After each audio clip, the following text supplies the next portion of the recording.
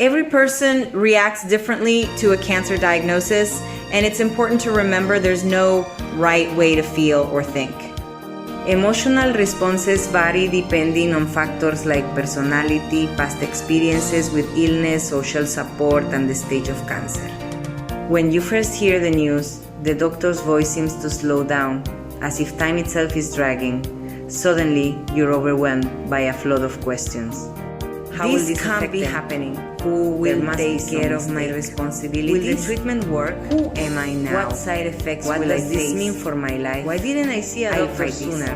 Did I do something wrong? What will happen to my future? What will happen to my loved ones? How much time do I have left? It's astonishing how suddenly the value of things shifts, show priorities and perspectives transform overnight. Time is no longer just pages falling from a calendar, it becomes size for dreams unfulfilled. This fear is new, unlike any you felt before. Maybe the fears you once had weren't even real, and only now do you see clearly, yet the path ahead is blurred. You're in shock, though you don't realize it. Your mind reels, struggling to process, allowing a dark and menacing figure to emerge that fills you with dread. You try to speak to yourself with introspection and maturity, but your frightened inner child cries out, demanding words of comfort, yet you're silent. Even your tears have been caught off guard. Plans, goals, and strategies dissolve into thick smoke, their shapes distorted. Maybe there's no longer enough time to say what you left unspoken, to forgive the unforgivable, or to untangle the knots pride mistaken for dignity left behind. But perhaps the most agonizing and pivotal moment in the days that follow is when you realize you are utterly alone. Yes, you have resources, medical support, treatments, maybe even the care of family, but deep down, you know they stand on one side of the line while you stand on the other. The crushing loneliness in that moment brings profound sadness as you confront the intrinsic, natural selfishness of human behavior. And here comes the most decisive moment of my journey.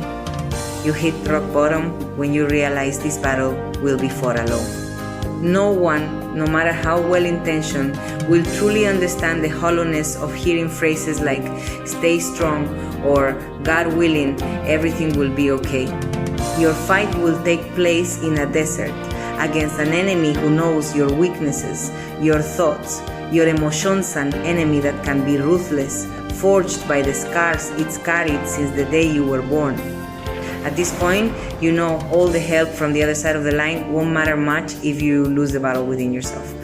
This is the crucial moment, the moment you decide, will you let this inner enemy crush you with its dirty tricks and regrets, or will you rise and fight, no matter how many times it knocks you down? There was another pivotal moment, one that's hard to overcome. After all the hospital scenes, there's still a new challenge to face. In my case, after focusing only on one day at a time, I found myself alone in front of the mirror, staring at a reflection, missing a part of me. The grief is infinite, the pain so deep. That was the moment I finally broke when my dam of tears burst open. To survive this ordeal, I had to realize one thing. You don't need another reason. Your strength won't come from the things you left undone. Motivation won't arrive because of what you might lose, the projects you won't finish, or even the love of those who stay. Your strength will come when you realize the purpose of this struggle is you. Understand this clearly. The reason is you and only you, because deep down, all you truly want is time for another chance. Of course, the expertise of your doctors and the treatment plan they design are crucial in controlling the cancer's progression and restoring your health. I've been fortunate to have exemplary doctors and institutions whom I can never thank enough. I've shared these reflections from my own experience as a cancer patient.